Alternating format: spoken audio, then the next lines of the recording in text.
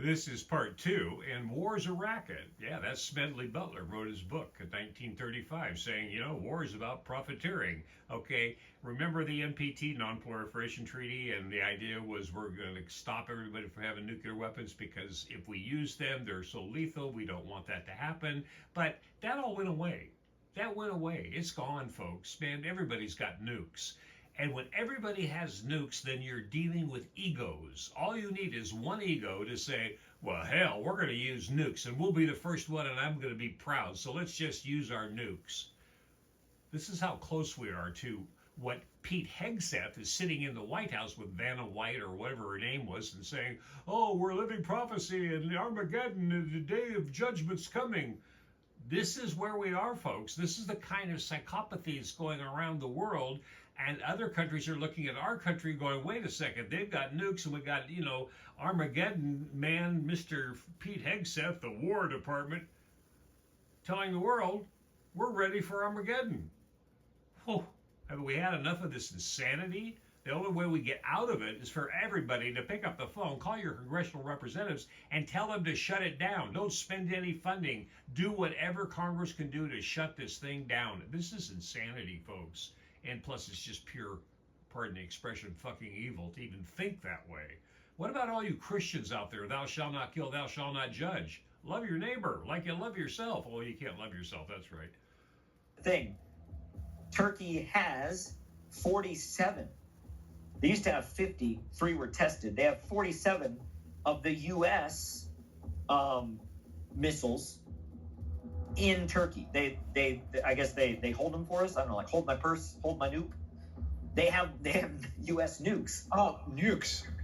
Oh yeah, yes, absolutely. They have 47 U.S. B-61 nuclear bombs. Remember, I talked about the last time we discussed it in terms of nuclear capability the U.S. has. We have 2 nuclear submarines. We have the USS Ohio and the USS Alaska, one sitting in the Mediterranean, one sitting in the Arabian Sea, that each have nuclear capability, Trident nukes. That's like Armageddon nuclear war. That's a nuclear mutually assured destruction. But the United States also maintains an arsenal of multiple hundreds of variants of the B-61, the B-61K, the B-61G, gravity nuclear bombs, which can be equipped to different warheads, to different munitions, in states, in countries throughout the region. Turkey, Saudi Arabia, on ships, already in stockpiles of armament. So, yes, Turkey safeguards and stores 47 U.S. B-61 variant nuclear bombs. That's a fact. And we've got Trump in the White House who's cornered. We got Netanyahu who's pulling the strings, and Netanyahu wants a victory. He doesn't care. I mean, look at the little picture of his face down there in the corner there. You trust that man?